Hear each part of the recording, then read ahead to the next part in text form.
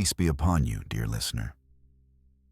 Tonight, as you settle into the comfort of your rest, let me share with you one of the most extraordinary truths within Islamic tradition. A truth that speaks to the infinite wisdom and boundless mercy of Allah and reveals that the world we see is not all there is. The life we know, the one where we breathe, eat, sleep, and wake each morning, is just the first level of existence.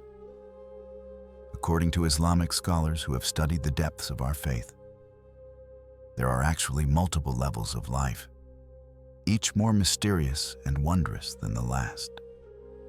Some souls, though they may seem to have departed from our world, are actually living in ways we can barely comprehend.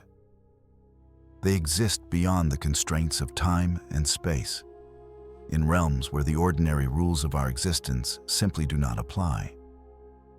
Among all of Allah's creation, among all the prophets and messengers sent to guide humanity, Islamic tradition speaks of souls who exist in states beyond our ordinary understanding. While there is scholarly debate about the details, many Muslims believe that certain prophets continue in forms of life we cannot fully comprehend. The clearest cases mentioned in authentic sources are Prophet Isa, whom Christians call Jesus, who was raised to the heavens, and the mysterious figure of Al-Khidr. Additionally, traditions discuss Prophet Idris, known as Enoch in the Bible, though interpretations vary about the nature of his elevated state. Tonight, we will journey through their stories, exploring not just their lives, but the profound mysteries surrounding them. We will discover the traditions about these blessed souls, understanding that while some details are well established in Islamic sources, others come from scholarly interpretations and historical narratives that have been passed down through the centuries. So close your eyes now, let your breathing slow and deepen, and allow yourself to drift into these ancient tales. Stories that have been told for centuries, whispered in mosques, recounted by scholars, and cherished by believers across the ages. Let us begin with a soul who walked the earth in the earliest days of humanity. A man of such extraordinary devotion that Allah granted him an honor unlike almost any other. His name was Idris, and he was born in the 5th generation after Prophet Adam, in the region of ancient Babylon, in a time when the world was still young and the memory of paradise was fresher in human hearts. Prophet Idris was known by many names. In the Torah and Bible, he is called Enoch. Some scholars say his original name was Enoch, but he came to be known as Idris, derived from the Arabic word dars, meaning to study, to learn, to immerse oneself in knowledge. And truly, Idris was a man of profound learning and wisdom. Imagine, if you will, a time before the written word existed. Knowledge was passed down only through speech, through the imperfect vessel of memory. But Idris changed everything. Islamic tradition tells us that he was the very first human being to use a pen, the first to commit words to writing, preserving knowledge for future generations. He studied the movements of the stars across the night sky, understanding astronomy and mathematics in ways that would astonish his contemporaries.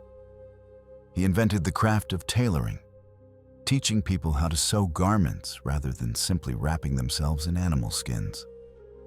But these intellectual achievements, remarkable as they were, pale in comparison to his spiritual devotion. Idris dedicated himself to worship with an intensity that few could match. According to the historian Al-Tabari, when Allah granted him prophethood, Prophet Adam was still alive, 622 years old. Still dwelling on the earth he had been returned to after his descent from paradise.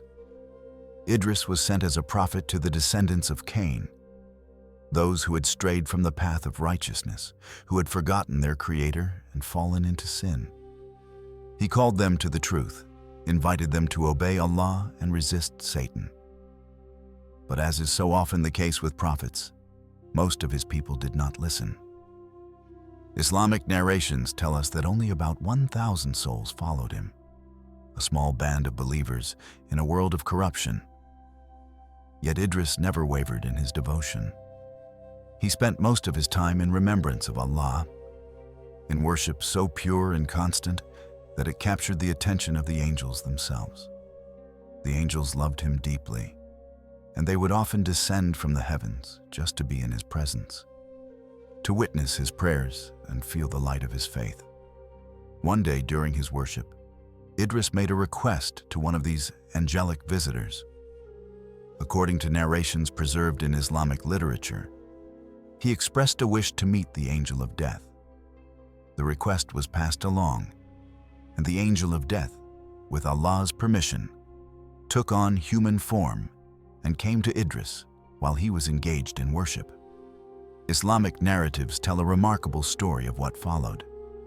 When the angel of death appeared in human form, he greeted Idris and said, "Oh, Prophet of Allah, may I be your companion?"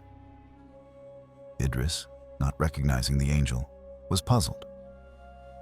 "I have left all people behind and isolated myself for worship," he said. "How did you find me here?" "I too am a servant of Allah," replied the angel of death in his human form. "I wish to meet you and worship alongside you." Idris, ever mindful of his intense practice, warned him, "You will not be able to endure my companionship. I eat little, drink little, sleep little, and worship continuously. You will not be able to keep pace with me." But the angel of death, of course, had no need for food or sleep. "I hope Allah gives me strength," he replied. "I believe I can endure." And so they set out together, and what followed was a test, though Idris did not know it. They traveled for a full day in dhikr, worship, gratitude, and fasting. As evening approached, they encountered a shepherd by the roadside. The angel of death said to Idris, "O Prophet of Allah, we have set out on a journey, but we don't know where we will stay tonight. Perhaps we won't find food where we go. Since there is a shepherd here, should we not buy some milk from him, so we have something to break our fast with wherever we rest?" Immediately, Idris became upset. "Never say something like that again," he exclaimed. "Allah guarantees our sustenance wherever we are. He sends our provision to us wherever we may be. Does Allah not know where we will stay tonight?" The angel of death, seeking forgiveness, said, "Astaghfirullah," and they continued their journey. When night came and they stopped to rest, Idris grew very hungry. But then, through Allah's mercy, a table of food descended before them. Idris invited his companion to eat, but the angel of death, who had no need for food, said, "I swear by Allah who gave you prophethood, I do not feel any desire to eat." Idris began to grow suspicious. Earlier, this man had suggested buying milk because of hunger, but now he claimed to feel no hunger at all. Still, Idris ate a little, and then they stood for prayer, continuing their worship throughout the night without stopping. As the night wore on, Idris became tired and sleepy, his body demanding rest. But when he looked at his companion, he saw no sign of tiredness, no hint of sleepiness. The man stood in prayer as fresh as if the day had just begun. For the angel of death, such worship was effortless. After all, there are angels in the heavens who have been standing in prayer since before the world was created and have not yet bowed into prostration. "I did not know there was a person on earth stronger than me in worship," Idris said in amazement, humbled by what he witnessed. "I thought I was the most devoted, but you are stronger than me." The next day came, and they set out again. Toward evening, they came upon a vineyard, and once more the angel of death suggested they take a few bunches of grapes for their journey. Again, Idris became angry. "Did I not tell you that Allah guarantees our sustenance? Wherever we are, He sends it to us." "Astaghfirullah," the angel of death replied, and they continued without taking any grapes. That night, the same pattern repeated. A table of food was sent from Allah. Idris invited his companion to eat, and again the angel of death declined, saying he felt no hunger. They prayed through the night, and again Idris grew weary while his companion showed no sign of fatigue. Finally, Idris could contain his wonder no longer. "For the sake of Allah, in whose power my soul rests, tell me the truth. You are not a human being, are you?" The man in human form replied, "It is possible I am not from the children of Adam." "Then who are you?" Idris asked. "I am the angel of death," came the reply. Idris was astonished. "Did you receive an order to take my soul? Is my time of death here?" "No," the angel of death assured him. "If I had received such an order, I would carry it out immediately. But I love you for the sake of Allah, and I asked His permission to come to you as a companion and friend." Idris, his mind reeling with wonder, asked, "It has been 3 days and nights that we have traveled together. You have never left my side.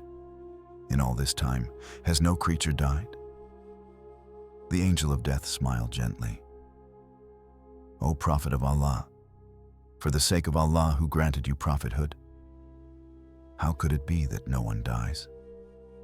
In these 3 days, countless souls have been taken. Since the moment you first saw me, I have been with you, and simultaneously, wherever it was commanded for me to take a soul, I took it there." "How is this possible?" Idris asked in amazement. "All of the world is before me," the angel of death explained. "As close as a table is before a person. Just as a person reaches out and takes food from a table, I reach out and take a soul." According to one of the most widely narrated traditions, Idris made a request that would determine his fate. He asked if he could meet the angel of death and perhaps delay his appointed time, as he wished to perform more worship for Allah. An angel friend agreed to take him on his wings to meet the angel of death. They ascended through the heavens, passing through the first, second, and third. When they reached the fourth heaven, the angel of death was there, and he appeared surprised. The angel accompanying Idris asked about prolonging Idris's life. The angel of death replied with astonishment, "Where is Idris?" "He is upon my back," answered the angel. The angel of death said, "How wondrous is Allah's decree. I was commanded to take the soul of Idris in the fourth heaven, and I kept wondering how this could be when he was on earth. Subhanallah, Allah has made it happen." And there, in the fourth heaven, exactly where Allah had decreed, the soul of Prophet Idris was taken. Based on this account, it would appear that Idris did experience death, though in a place far removed from the earth, elevated in the heavens themselves. However, there exists another tradition, found in some classical Islamic sources, that tells a different story, one that has captured the imagination of many believers throughout history. In this version, Idris's requests to the angel of death included tasting death temporarily and being shown both hell and paradise. When he entered paradise and saw its magnificence, he refused to leave, arguing that Allah had said every soul would taste death only once, and he had already done so. He pointed to the verse that those in paradise would never be removed from it. In this account, Allah accepted his argument and decreed that Idris would remain in paradise, never to leave. Islamic scholars have approached these narrations differently. Some accept the paradise version as indicative of Idris's unique status, while others consider it part of the Isra'iliyat, traditions borrowed from earlier scriptural sources that, while not contradicting Islam, are not verified by the Quran or authentic hadith.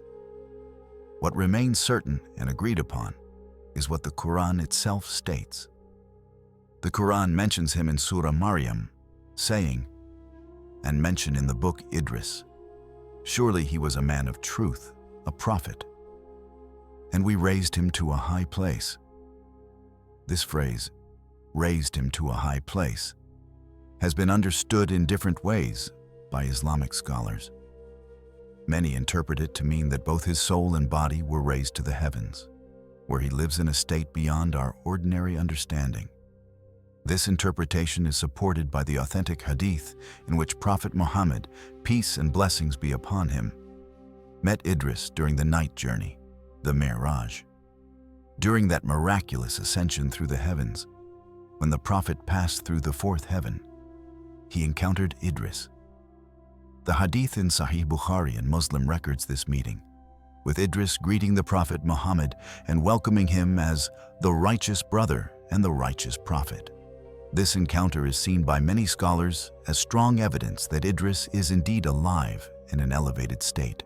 Commentators like Imam Qurtubi and Imam Tabari support the view that Idris's life continued after being taken up to the heavens, similar to how Prophet Isa was raised, and that he will remain in this state until the Day of Judgment. The great Islamic scholar Sayyid Nursi, in his work Shu'ala, describes Idris as being at the third level of life, raised to the heavens with his body, living free from the constraints of time and space, connected to our world yet beyond it. Whether Idris dwells in paradise itself or in the fourth heaven, what remains undisputed is that he occupies a uniquely exalted position, honored by Allah in a way granted to very few souls throughout history. Now let us turn our attention to perhaps the most mysterious figure in all of Islamic tradition, a soul whose very existence challenges our understanding of life and time. Some scholars have debated whether he was a prophet, a saint, or even an angel. But what is certain is that he possesses knowledge that few have been granted, and that he has been alive for longer than we can truly comprehend.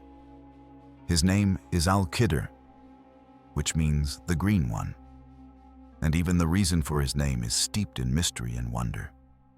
The Prophet Muhammad, peace and blessings be upon him, explained why he bears this name, saying that he was called Al-Khidr because if he sat on dry, barren grass, it would turn green and lush. Wherever he walks, life springs forth. He is the embodiment of divine mercy and hidden knowledge, moving through the world unseen by most, appearing when Allah wills to guide those who are lost or in need. The story of how Al-Khidr gained his extraordinary life is connected to one of the most fascinating narratives in Islamic tradition, involving Dhul Qarnayn, whom many scholars identify as Alexander the Great. The accounts vary in their details, but they generally agree on the essential elements. According to these narrations, Dhul Qarnayn learned from ancient holy books about a spring called the Water of Life, and he set out on a journey to find it, traveling to the ends of the earth. Al-Khidr accompanied him on this quest. Their travels eventually led them into a region of darkness, where they became separated. Alone in the darkness, Al-Khidr came upon a spring. The story tells us he had been carrying a dried fish, and when it touched the water, it came back to life. The sign that this was the water of life. Al-Khidr drank from it and was granted a life-spanning millennia. The water is described in these traditional accounts as being colder than ice, whiter than milk, and sweeter than honey. Meanwhile, Dhul Qarnayn searched but could not find the spring. This detail carries a profound lesson. What he sought with great effort, Al-Khidr found without seeking, revealing divine wisdom in how blessings are distributed. But Al-Khidr's life, as understood in Islamic tradition, is not like ours. He exists at what some scholars, including Sayyid Nursi in his work Shu'ala, describe as the second level of life. This means he can be in many places at the same time. He's not bound by the limitations of physical space that constrain you and me. Time flows differently for him. While we must eat and drink to survive, sleep to restore our bodies, Al-Khidr can choose to partake in these acts or abstain from them entirely. According to these teachings, he can appear anywhere he wishes, even in more than one place simultaneously, helping those who need guidance, removing troubles with the permission of Allah. The Quran tells the most famous story about Al-Khidr in Surah Al-Kahf, though it never mentions him by name. Prophet Musa, Moses, was giving a sermon when someone asked who was the most knowledgeable person in the world. Musa replied that he was, but Allah revealed to him, "I have a servant who has knowledge that you do not know. He is at the place where the two seas meet." Musa set out with his helper Yusha, taking a fish as a sign. When the fish came alive and jumped into the sea, they knew they had reached the meeting place. There they found Al-Khidr, and Musa asked to learn from him. Al-Khidr warned, "You will not be able to bear staying with me." But Musa promised patience, and they set out together on the condition that Musa would not question anything until Al-Khidr explained it. What followed tested Musa's patience severely. Al-Khidr damaged a boat, killed a child, and repaired a wall for ungrateful villagers. Each action seeming wrong to Musa, who questioned despite his promise. Finally, Al-Khidr explained the hidden wisdom. The boat was damaged to save it from a tyrant king who was seizing all seaworthy vessels. The child would have grown to lead his righteous parents into disbelief and was replaced by Allah with a better child. The wall belonged to two orphans with treasure beneath it, and repairing it ensured they would receive their inheritance. All of this, Al-Khidr concluded, I did not do of my own accord, but by the command of Allah. This story illustrates Al-Khidr's possession of ilm al-ladun, knowledge from Allah that cannot be acquired through study, knowledge of the hidden wisdom behind events that seem tragic to our limited understanding. Throughout Islamic history, countless stories have been told of Al-Khidr appearing to those in need. Great Sufi masters have reported meeting him. Ibrahim ibn Adam, a prince who renounced his throne to become an ascetic, said he met Al-Khidr in the desert, and it was Al-Khidr's advice that set him on the path of renunciation. Bayazid al-Bistami spoke of walking with Al-Khidr.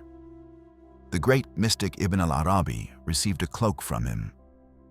For those who hold these accounts as true, they represent the ongoing mercy of Allah, manifested through this mysterious servant who, according to tradition, continues to guide, protect, and assist believers across the world, often appearing in the form of a stranger, a helper who arrives just when needed most, then disappears before his identity can be fully known.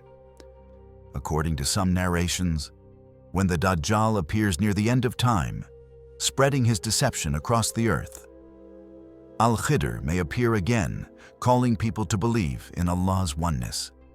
The Dajjal would confront him, claiming to be God and demanding worship. Al-Khidr would refuse and declare his faith in Allah. The Dajjal, demonstrating a false miracle before the people, would split Al-Khidr's body in two, killing him. But then he would rejoin Al-Khidr's body, bringing him back to life, and ask, "Do you believe in me now?" Al-Khidr, in this account, would reply, "Now I am even more certain that you are the Dajjal, the false Messiah." And in that final act of defiance and faith, it is said he would give his last breath. It's important to note that these narrations about Al-Khidr's role in the end times vary among different Islamic sources, and scholars have differing views on their authenticity. According to the widespread tradition held by many Muslims throughout history, Al-Khidr continues his wandering through the world, appearing to the lost, guiding the seekers, helping those in distress, a living testament to the infinite mercy and mysterious wisdom of Allah. Let us now speak of a prophet whose very birth was a miracle, whose life was filled with wonders, and whose story has been both cherished and tragically misunderstood. His name is Isa ibn Maryam, Jesus, son of Mary, one of the mightiest messengers sent by Allah to guide humanity. The story begins with his mother, Maryam, a woman of such extraordinary purity that Allah chose her above all the women of the world. The Quran tells us she was dedicated to worship from youth, spending her days in the temple in prayer, completely devoted to her Creator. One day, while withdrawn to a remote place, an angel appeared before her in the form of a man. She sought refuge in Allah, but the angel said, "I am only a messenger from your Lord to announce to you the gift of a pure son." Maryam asked, "How can I have a son when no man has touched me, nor am I unchaste?" The angel replied, "Thus it will be. Your Lord says, 'It is easy for me. We will make him a sign to the people and a mercy from us. It is a matter already decreed.'" And so it came to pass. Maryam conceived, and when the time came, she withdrew to give birth. The pain of labor came upon her under a palm tree, and in her distress she cried out. But a voice called to her, telling her not to grieve. A stream flowed at her feet, and she was told to shake the palm trunk so fresh dates would fall. Allah provided for her in her greatest trial. When Maryam returned to her people carrying the infant, they were scandalized. "O sister of Aaron," they said, "your father was not evil, nor was your mother unchaste." Maryam did not speak. She pointed to the baby. The people said, "How can we speak to one in the cradle?" Then the infant Isa spoke clearly, "Indeed, I am the servant of Allah. He has given me the scripture and made me a prophet. He has made me blessed wherever I am, and has enjoined upon me prayer and charity as long as I remain alive. And he has made me dutiful to my mother. Peace is on me the day I was born, the day I will die, and the day I will be raised alive." As Isa grew, Allah granted him the Injil, the Gospel, a book of guidance for the children of Israel. He was given wisdom and knowledge beyond his years, and he was blessed with miracles that would testify to the truth of his message. With Allah's permission, Isa would take clay and fashion it into the shape of a bird. Then he would breathe into it, and it would become a living, flying creature. He healed the blind and the lepers, those whom the physicians of his time could not cure. He raised the dead back to life, calling them from their graves by the power of Allah. He would tell people what they had eaten in their homes and what they had hidden away, demonstrating knowledge of the unseen that could only come from divine revelation. But despite these clear signs, despite the miracles that should have left no doubt, most of the children of Israel rejected him.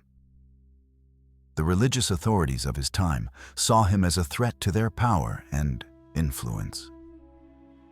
They plotted against him, seeking ways to silence his message and eliminate the challenge he represented to their authority.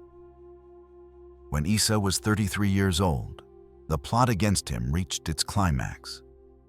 The authorities decided to execute him, to crucify him as they did to criminals and rebels. They thought they could end his message by ending his life. But Allah had other plans. According to Islamic narration, the angel Jibril came to Isa and told him to go to a certain room. In that room was a window, and as soon as Isa entered, Jibril raised him to the heavens through that window. Allah caused someone else to take on Isa's appearance, and it was this person whom the authorities captured, crucified, and killed, thinking they had succeeded in their plot. The Quran is absolutely clear on this point. And they're saying, "Indeed, we have killed the Messiah, Jesus the son of Mary, the messenger of Allah." But they did not kill him, nor did they crucify him, but it appeared so to them. And indeed, those who differ over it are in doubt about it. They have no knowledge of it except the following of assumption. And they did not kill him for certain. Rather, Allah raised him to himself. And ever is Allah exalted in might and wise. This is a fundamental belief in Islam. Anyone who believes that Isa was killed or crucified has departed from the teachings of Islam. He was not killed. He was not crucified.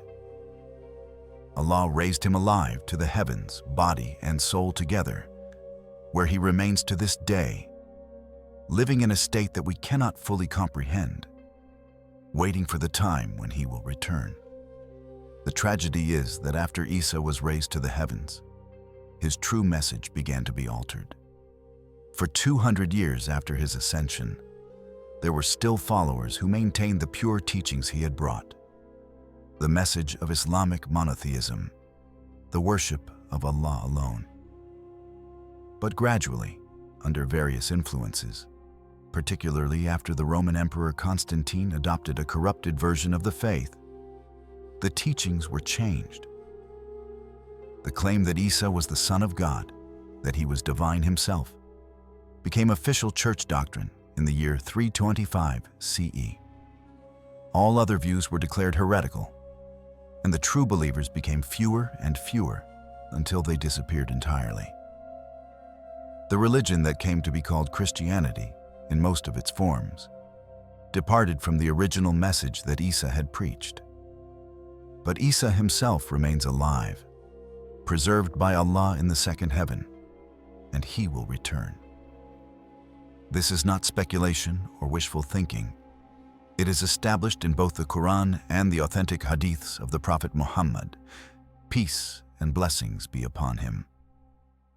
The narrations tell us that Isa will descend at dawn near the white minaret in Damascus. 2 angels will accompany him as he returns to earth. When he descends, he will be a man of average height, with reddish-brown hair and a broad chest, neither thin nor heavy.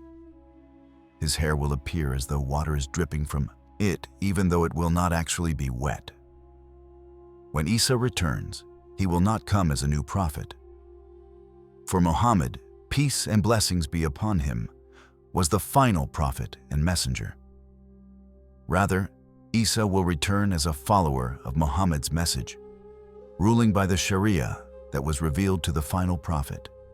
He will restore true justice to the earth. One of his first tasks will be to confront and defeat the Dajjal, the false Messiah who will have deceived much of humanity. The narrations tell us that when Isa confronts the Dajjal, the false Messiah will begin to melt like salt dissolves in water, and Isa will kill him, ending his reign of deception. After defeating the Dajjal, Isa will live on earth for a period of time. He will marry, have children, and live as a righteous Muslim, leading people in prayer and calling them to worship Allah alone. He will break the cross, symbolically rejecting the false claim of his divinity. He will declare the truth about himself, that he was and is a servant and messenger of Allah, nothing more and nothing less. Eventually, after many years, Isa will die a natural death. He will be buried in Medina, in the blessed cemetery of Jannatul Baqi, next to the grave of the Prophet Muhammad. Peace and blessings be upon him. And there he will remain until the day of resurrection, when all of humanity will be raised for judgment. Until that time of his return comes, Isa waits in the heavens, alive and preserved by Allah, a sign of divine power and mercy, and a reminder that Allah's plans unfold in their appointed time, beyond our limited understanding of how things should be. Our fourth and final prophet who remains alive is Ilyas, known in the Bible as Elijah, a soul of fierce devotion and unwavering courage who lived during one of the darkest periods in the history of the children of Israel. Ilyas was a descendant of Harun, the brother of Prophet Musa, and he was sent to guide the Israelites during a time when they had fallen into terrible corruption. They were living among the Canaanites and had begun to worship a false god called Baal, abandoning the pure monotheism that their prophets had taught them. Baal was believed by the Canaanites to be the god of storms and fertility. Giant statues were erected in his name, standing as monuments to this false deity. And the people would bow before these idols, offering them sacrifices, begging them for rain and prosperity.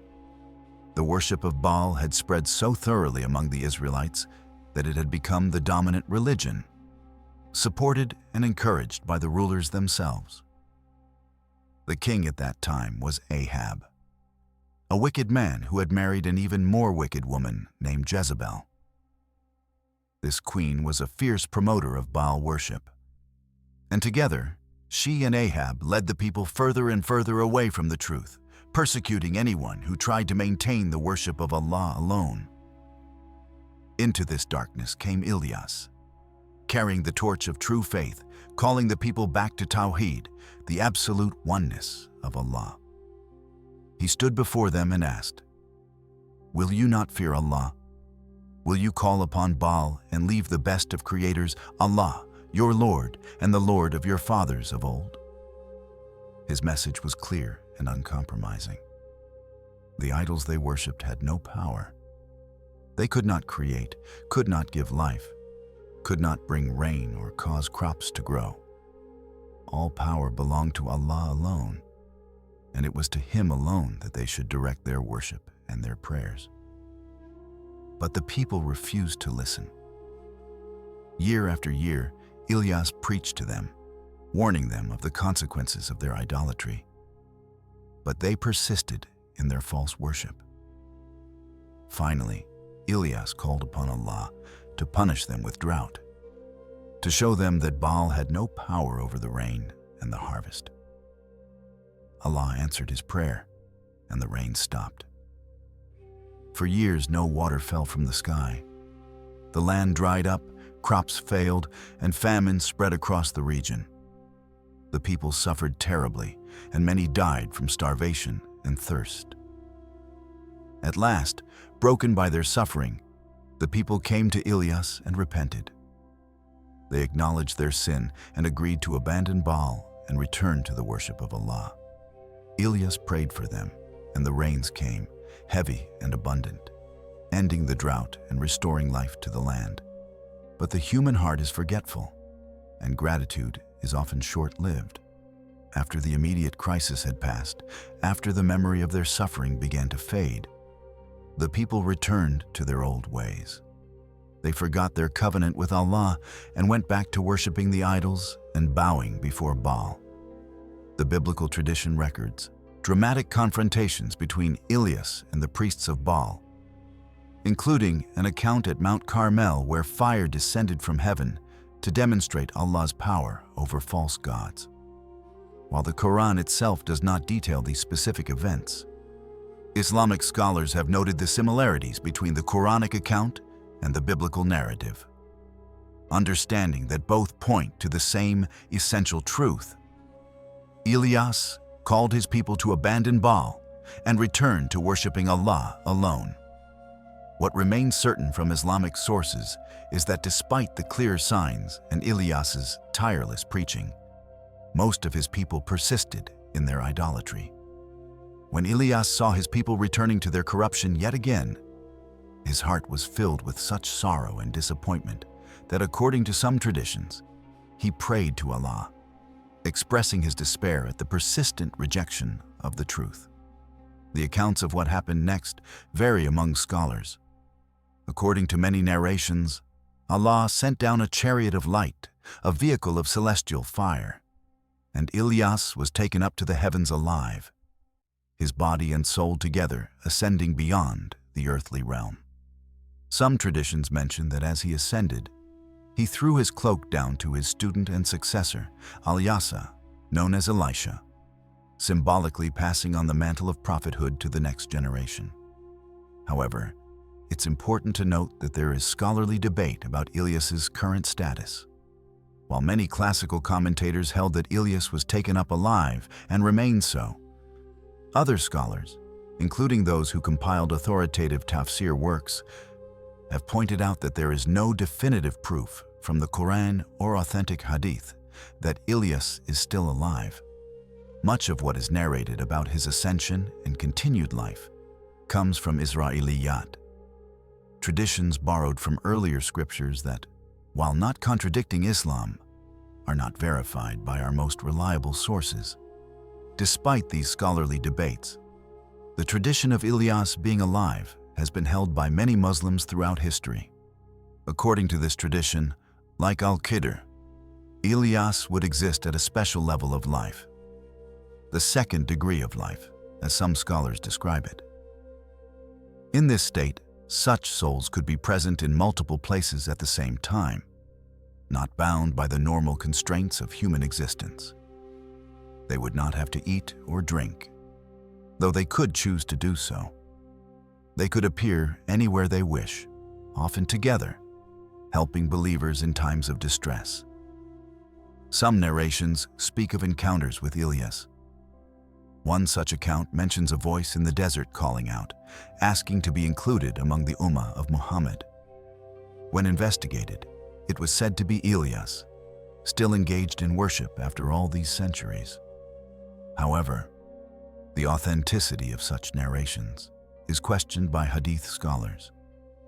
In Islamic mysticism, there is a tradition that Ilyas and Al-Khidr meet together every year in Jerusalem to go on pilgrimage to Mecca, both having drunk from the water of life, both granted extraordinary lifespans. Some narrations suggest that Ilyas may play a role in the end times, perhaps appearing alongside Al-Khidr when the Dajjal emerges. What we can say with certainty is what the Quran tells us. The Quran honors Ilyas, saying, "Indeed, Ilyas was among the messengers. Peace be upon Ilyas. Indeed, thus do we reward the good doers. Indeed, he was of our believing servants." These verses establish his status as a righteous prophet and messenger of Allah. While some scholars interpret the Quranic praise and the traditions about his ascension as signs that he remains alive in service to Allah, others maintain that in the absence of definitive proof from the Quran or authentic hadith, we should observe respectful silence on this matter, neither confirming nor denying what cannot be established with certainty. What remains undisputed is that Ilyas was a prophet of great courage and unwavering faith, who stood against an entire society to call them back to the worship of Allah alone. His story, whether he remains alive or has returned to Allah, continues to inspire believers to stand firm in the face of falsehood and to place their trust in the one true God. And so, dear listener, we have journeyed through the stories of souls whose fates transcend our ordinary understanding. Prophet Idris, who many scholars believe was raised to an exalted station in the heavens, possibly dwelling in paradise itself or in the fourth heaven. His meeting with Prophet Muhammad during the Miraj serving as strong evidence of his elevated state. Al-Khidr, the mysterious servant of Allah who, according to widespread tradition, drank from the water of life and continues to wander the earth with his divine knowledge, appearing to those who need guidance. Prophet Isa, about whom there is no debate. The Quran is absolutely clear that he was raised alive to the heavens and will return before the day of judgment to defeat the Dajjal and restore justice.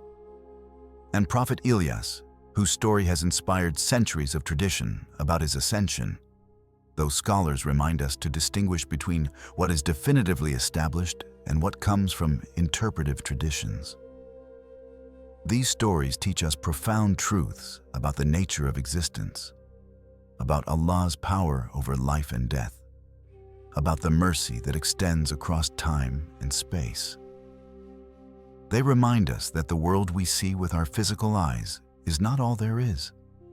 There are realms beyond our perception, levels of life we cannot imagine, mysteries that will only be fully revealed on the Day of Judgment.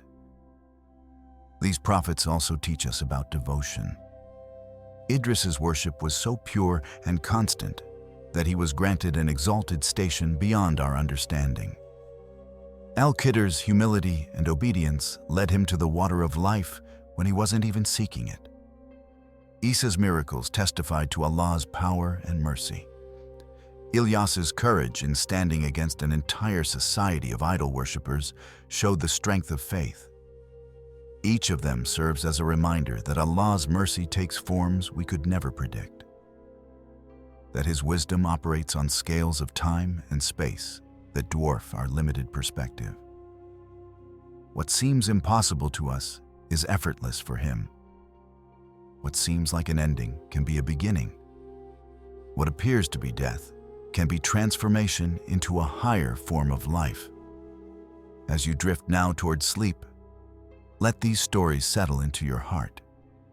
Remember that the same Allah who raised these prophets to exalted stations, who preserved Isa in the heavens, who granted special knowledge to Al-Khidr, this same Allah watches over you tonight.